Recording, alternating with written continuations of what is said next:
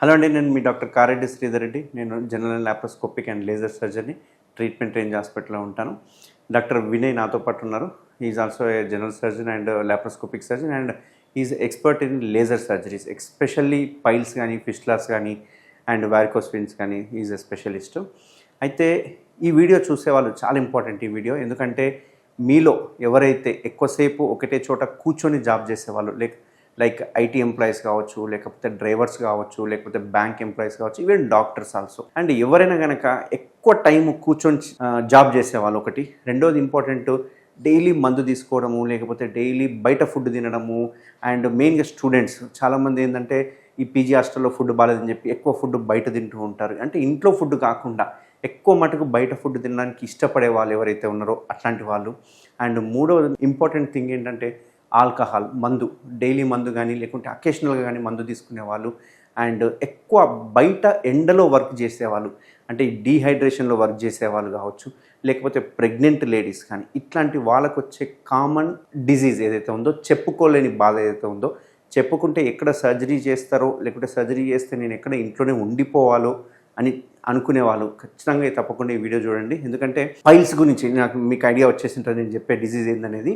ఈ పైల్స్ గురించి మన ట్రీట్మెంట్ రేంజ్ హాస్పిటల్లో డాక్టర్ వినయ్ కానీ నేను చేసే ఈ సర్జరీ ఏదైతే ఉందో కంప్లీట్ లేటెస్ట్ పెయిన్లెస్ సర్జరీ. అసలు ఈ డిజీజ్ అంటే ఏంది, ఈ డిజీజ్ గురించి సార్ డాక్టర్ వినయ్ ఒపీనియన్ ఏంటి అసలు తను, ఎందుకంటే ఇప్పటిదాకా ఒక 3-4 వేల సర్జరీస్ కంప్లీట్ చేసి ఉంటాడు.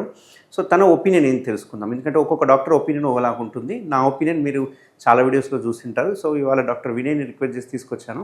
సో సార్ ఒపీనియన్ ఏంది, అండ్ సార్ ఇన్ని రోజుల్లో చూసిన దానిలో ఏది కాంప్లెక్స్ కేసు అనిపించింది, ఎట్లాంటి కేసెస్ తను చూశాడు, అండ్ ఎట్లాంటి ట్రీట్మెంట్ ఆప్షన్స్ అనేవి అవైలబుల్గా ఉన్నాయని తెలుసుకుందాం. సో డాక్టర్ వినయ్, మీరు లాస్ట్ టైం మనం డిస్కస్ చేసాం, ఒక 2-3 పేషెంట్స్ రీసెంట్గా వచ్చిన పేషెంట్స్ చాలా టఫ్ ఉండే, లైఫ్లో ఇంత పెద్ద పైల్స్ చూడలేదని చెప్పేసి, అసలు పైల్స్ గురించి మీ ఒపీనియన్ ఏంది? అసలు పైల్స్ గురించి ఎక్కువ శాతం మంది ఏంటంటే మోషన్లో మనకి బ్లడ్ పడడం మెయిన్ కంప్లైంట్. దాంట్లో పైల్స్లో మళ్ళీ మనకి పైల్స్ అంటే నథింగ్ బట్ మనకి బాడీలో కింద మలద్వారం దగ్గర మనకి రక్తనాళాలు మనకి కుషన్స్ లాగా హెల్ప్ చేస్తూ ఉంటాయి. ఎప్పుడైతే వాటి మీద ఒత్తిడి పడుతుందో, అది కూడా ఎందుకంటే మోషన్ ఫ్రీగా లేకపోవడం main first reason constipation. And ఇంకోటి ఎక్కువ కంటిన్యూస్గా ప్రొలాంగ్డ్గా కూర్చోవడం వల్ల మలబద్ధకం, అదే వీటన్నిటి వల్ల ఏంటంటే ఆ రక్తనాళాల మీద ఒత్తిడి పడి అవి ఉబ్బుతాయి అన్నమాట. వాటినే మనం పైల్స్ అంటాం, లేదంటే హర్షములలు.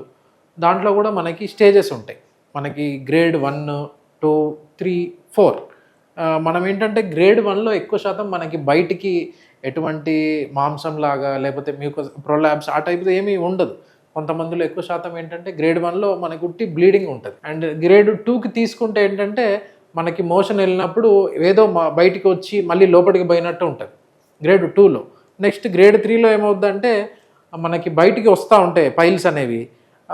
ఆ పేషెంట్స్ ఏంటంటే వేలుతోటి నెట్టుకోవడం అది చేస్తుంటే లోపలికి వెళ్ళిపోతూ ఉంటాయి. అండ్ నెక్స్ట్ ఇంకోటి ఏంటంటే గ్రేడ్ 4 పైల్స్, 4th డిగ్రీ. ఇవేంటంటే బయటికే ఉంటాయి, మనం చేతితో నెట్టుకుందామన్నా కానీ లోపలికి వెళ్ళామన్నమాట. సో ఇంకొంతమందిలో ఏంటంటే గ్రేడ్ 4 దాటి నెక్స్ట్ ఏంటంటే ప్రొలాప్స్డ్ అండ్ దాంతోపాటు థ్రాంబోజ్డ్ ఎక్స్టర్నల్ హిమరాయిడ్స్ అంటాం. ఏమవుతుందంటే ఈ పైల్స్ అనేవి బయటికే ఉండడం వల్ల ఈ ప్లేస్లో మనకేంటంటే బ్లడ్ క్లాట్ అయిపోతుంటుంది. క్లాట్ అయిపోయి మనకి ఇక్కడ ఈ ఏదైతే మ్యూకోజా స్కిన్ బయటకు వచ్చేసిందో అదంతా థిక్ అయిపోతుంటుంది. సో వాళ్ళు పేషెంట్ కూర్చోడానికి ఇబ్బంది పడుతూ ఉంటారు. మన దగ్గరకు వచ్చే పేషెంట్స్ ఏంటంటే మనం ఏంటి చూద్దాం, ఏంటి మీ ఇబ్బంది చెప్పండి అంటే, కూర్చోరు సార్, నేను కూర్చోలేను సార్, నాకు కూర్చుంటే నొప్పి వస్తుంది చాలా రోజుల నుంచి, అండ్ మోషన్లో బ్లడ్ పడుతుంది, ఈ కంప్లైంట్స్ వస్తుంటాయి. రీసెంట్గా మనము ఒక కేసు గురించి మనం డిస్కస్ చేసుకున్నాం. ఓ పేషెంట్ ఏంటంటే మనం ఇక్కడ గ్రేడ్ 4 అని చెప్పాము కదా, ఆ పేషెంట్కి ఏంటంటే మొత్తం మలద్వారం దగ్గర చుట్టూ ఉన్నాయి పైల్స్ మొత్తం. గ్రేడ్ 4 దానికంటే పెద్దగా ఉండే. సో ఇటువంటి పైల్స్ ఏంటంటే మన ఈ మధ్యకాలంలో కానీ మేము సర్జరీస్ మేము పోస్ట్ గ్రాడ్యుయేషన్ చేసేటప్పుడు కూడా ఎప్పుడు చూడలేదు. సో ఆ పేషెంట్కి ఏంటంటే మనము సర్జరీ చేసి ఇప్పుడు పేషెంట్ ఆల్మోస్ట్ ఒక 10 to 12 days అవుతుంది. Patient now is comfortable. అది కూడా ఏంటంటే మనము ఆ వాపు తగ్గించడానికి ఇనిషియల్గా మనం గ్లిజరిన్ మ్యాక్సెల్ డ్రెస్సింగ్ అని పెట్టుకున్నాము. సో ఒక 4-5 రోజులు పెట్టుకుంటే ఏంటంటే ఆ వాపు అనేది తగ్గింది. తర్వాత మనం సర్జరీ చేసాం. ఏంటంటే లోపల ఇంకా కొన్ని మనకి ఇప్పుడు పైల్స్కి ట్రీట్మెంట్ సార్ చెప్తారు, దాంట్లో లేజర్ కానీ స్టాప్లర్ కానీ ఇంకోటి చివాటే అనే ప్రొసీజర్ కూడా ఉంది. సో మనకు ఆ పేషెంట్కి మనము సెకండ్ సిట్టింగ్ గురించి కూడా చెప్పాము.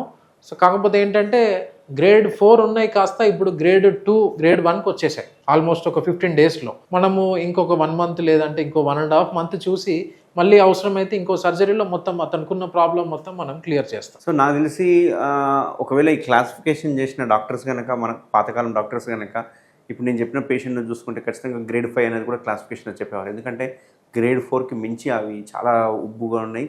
అసలు యానల్ కెనాల్ ఎక్కడ ఉందో కూడా మాకు కనపడలేదు. యానల్ కెనాల్ని కూడా మొత్తం మూసేసింది. పాపం తన మోషన్ పోలేక కూర్చోలేక చివరికి ఇట్లా నిల్చుంటే కూడా అవి అడ్డం పడుతున్నాయి అన్నట్టు. సో ఇట్లా ఏంటంటే ఈ పైల్స్ అనేవి ముఖ్యంగా చూసుకుంటే మెయిన్గా కాన్స్టిపేషన్ అనేది మలబద్ధకం ద్వారానే వస్తుంది. ఎవరికైతే యానల్ కెనాల్లో ప్రెషర్ ఎక్కువ ఉంటుందో అట్లాంటి వాళ్ళకి ఈ పైల్స్ అనేవి వస్తుంటాయి. అంటే ఇక్కడ మెయిన్గా ఏం చేస్తారంటే వీళ్ళు ఇష్టం వచ్చినట్టుగా ఫుడ్ స్టైల్ ఏదైతే ఉందో ఫైబర్ తీసుకోకపోవడము, ప్రోటీన్ ఎక్కువ తీసుకోవడము, కార్బోహైడ్రేట్ ఎక్కువ తీసుకోవడము, టైంకి తినకపోవడము, వాటర్ తక్కువ తీసుకోవడము, ఫైబర్ కంటెంట్ తక్కువ తీసుకోవడం, ఆల్కహాల్ తీసుకోవడం, ఇవన్నీ ఏమైతే అంటే మోషన్ని హార్డ్ చేసేస్తాయి. హార్డ్ చేసిన తర్వాత ఆ మోషన్ బయటికి వెళ్ళాలి కాబట్టి ముక్కడం స్టార్ట్ చేస్తూ ఉంటారు. వాళ్ళకి తెలియకుండానే ముక్కుతూ ఉంటారు. అట్లా ముక్కడం వల్ల ఏమవుతుందంటే అక్కడ ఉన్న రక్తనాళాలు మెల్లమెల్లగా సాగి పైల్స్గా తయారవుతూ ఉంటాయి అన్నట్టు. అంతేకాకుండా ఒకసారి కట్ అవుతూ ఉంటాయి. దాని నుంచి విపరీతమైన బ్లీడింగ్ ఉంటుంది అండ్ ఆ మోషన్ అడ్డం పడుతుంటుంది. ఒక్కొక్కసారి ఏలుతో బయటికి లాక్కుంటుంటారు. కొన్ని పైల్స్ కిందకి అడ్డం వచ్చిన వాటిని లోపలికి తోసుకుంటే తప్ప మోషన్ రాదు. ఇట్లా చాలామంది చాలా రకాల కంప్లైంట్స్ చెప్తూ ఉంటారు. ఇవన్నిటికీ ఏంటంటే ముఖ్య కారణం మలబద్ధకం. ఎందుకంటే చాలామంది అని అడుగుతుంటారు, సార్ ఆపరేషన్ అయిపోయింది, ఆపరేషన్ అయిపోయిన 1 వీక్ తర్వాత రివ్యూకి వచ్చిన తర్వాత సార్ నేను మందు తాగొచ్చా అని అడుగుతుంటారు. సో ఇక్కడ ఈ మందు అనేది వాళ్ళు మానేరు కాబట్టి మందు తీసుకునే పద్ధతి మారాలి. సో అట్లీస్ట్ ఒక 15% కంటే ఆల్కహాల్ ఎక్కువ కంటెంట్ లేకుండా చూసుకోవాలి. అంటే ఒక మ్యాక్సిమం ఒక 2 బీర్స్ వరకు అన్నట్టు. సో అట్లా తీసుకోవడం వల్ల ఏంటంటే దాంతోపాటు డీహైడ్రేషన్ అయిపోతారు. మందు తీసుకోవడం వల్ల డీహైడ్రేషన్.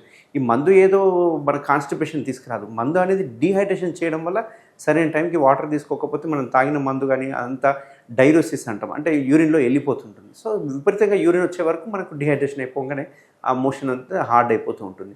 సో అట్లాంటి వాళ్ళు ఏంటంటే మంచి వాటర్ తీసుకోవడము అండ్ మందు తాగేటప్పుడు తీసుకునే ఈ చికెన్ ఫ్రై ఐటమ్స్ కానీ ఇవన్నీ తగ్గించుకొని కొంచెం ఫ్రూట్స్ అట్లాంటివి తీసుకోవడం వల్ల దీని నుంచి బయటపడుతుంటారు. సో సార్ చెప్పినట్టుగా గ్రేడ్ 1, 2, 3, 4 ఉంటాయి. 1, 2 ఓసారి మంచిగానే ఉంటుంది కానీ ఒకసారి బ్లీడ్ అవుతూ ఉంటాయి. అట్లాంటి వాటికి ట్రీట్ చేయాల్సి వస్తుంది.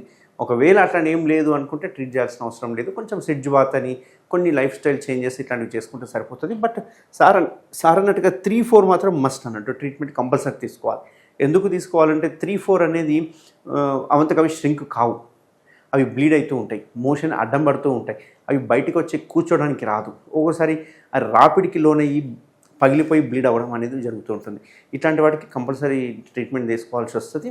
సో చాలామంది పైల్స్ అనగానే ఏంటి అంటే ఫస్ట్ మైండ్లోకి వచ్చేది తాడు కడతారేమో, లేకుంటే కట్ చేసి తీస్తారేమో, నెల రోజులు నడవడానికి రాదు, పడుకొనే ఉండాలి, ఆఫీస్లో ఏం చెప్పాలి, ఒకవేళ ఆఫీస్లో ఎవరికైనా పైల్స్ ఉన్నాయని చెప్పుకుంటే పక్కన వాళ్ళు ఏమనుకుంటారో ఈ సోషల్ స్టిగ్మాతోటి చాలామంది పైల్స్ అంటే అసలు బయటికి రారు. దాంతో బాధపడ్డా సరే కానీ పైల్స్ ఉన్నాయని మాత్రం చెప్పుకోరు. ఎందుకంటే మనకు సినిమాల్లో చూస్తుంటే కూడా పైల్స్ మీద చాలామంది జోకులు వేస్తూ ఉంటారు. సో ఇవన్నీ మైండ్లో పెట్టుకొని వాళ్ళు ఏం చేస్తారంటే పైల్స్ వచ్చినా కానీ ఏదో గడిపేద్దామని ట్రై చేస్తుంటారు. ఏదో ఒక రోజు అది గ్రేడ్ 4కో లేకపోతే థ్రాంబోజ్ అయ్యే టైంకి ఎమర్జెన్సీగా మన దగ్గరికి ల్యాండ్ అప్ అవుతుంటారు. సో ఇట్లాంటి వాళ్ళు ఏంటంటే ఇప్పుడు భయపడాల్సిన అవసరం లేదు. ఒకప్పుడు సర్జికల్ పద్ధతులు చూసుకుంటే కనుక కోత పద్ధతులు కావచ్చు, బ్యాండింగ్ కానీ, తాడు కట్టడం కానీ ఇట్లా చాలా పద్ధతులు ఉండే. బట్ ఇప్పుడు వచ్చిన లేటెస్ట్ సర్జరీ ఏదైతే ఉందో ట్రీట్మెంట్ రేంజ్ ఆస్పెక్ట్లో నేను కానీ డాక్టర్ వినయ్ చేసేది కంప్లీట్ లేజర్ సర్జరీ. ఇది కంప్లీట్ పెయిన్లెస్ సర్జరీ అన్నట్టు. And within 12 hours to 24 hours discharge చేయడం జరుగుతుంది. అండ్ వాళ్ళు సెకండ్ డే నుంచి వాళ్ళ ఆఫీస్కి వెళ్ళిపోవచ్చు. ఎటువంటి పెయిన్ ఉండదు, కంప్లీట్ జీరో పెయిన్ అన్నట్టు. అంతేకాకుండా ఒకవేళ గ్రేడ్ 3, 4 పైల్స్ ఉన్నాయనుకోండి, దీన్ని లేజర్తో పాటు ఈ పైన వైపున చివాటే అని లేకపోతే స్టేప్లర్ అని MIPH అని ఇట్లాంటి కొన్ని మెథడ్స్ ఉంటాయి. దానివల్ల చేయడం వల్ల ఏమవుతుంటే అవి మొత్తం లోపలికి ష్రింక్ అయిపోతాయి. అంటే బయటికి కనిపించేవి ఏవైతే ఉన్నాయో ముద్దలు అవన్నీ లోపలికి ష్రింక్ అయిపోతాయి. నన్ను చేసే లేజర్ కావచ్చు, ఈ స్టేప్లర్ కావచ్చు, ఇవి రెండు కంప్లీట్ పెయిన్లెస్ ట్రీట్మెంట్ అన్నట్టు. సో పేషెంట్ ఇమ్మీడియట్గా వాళ్ళ డ్యూటీస్కి వెళ్ళిపోవచ్చు. ఎటువంటి పథ్యం కానీ, ఎటువంటి బెడ్ రెస్ట్ కానీ, ఎటువంటి పెయిన్ కానీ ఉంటుంది అన్నట్టు. సో పైల్స్ వచ్చేదానికంటే అసలు రాకుండా ఏం చేయాలనేది చాలా ఇంపార్టెంట్. సో నేను చెప్పినట్టుగా ఈ తగిన జాగ్రత్తలు తీసుకుంటే కనుక పైల్స్ రాకుండా చూసుకోవచ్చు. ఒకవేళ తప్పిదారిన పైల్స్ వచ్చినా భయపడాల్సిన అవసరం లేదు. కంప్లీట్ పెయిన్లెస్ ట్రీట్మెంట్ వచ్చింది కాబట్టి వితౌట్ హెసిటేట్ మేమిద్దరం ట్రీట్మెంట్ రేంజ్ హాస్పిటల్ అవైలబుల్ ఉంటాం. ఎవరికైనా పైల్స్ లక్షణాలు ఉంటే కనుక తప్పకుండా కన్సల్ట్ అవ్వండి. Thank you.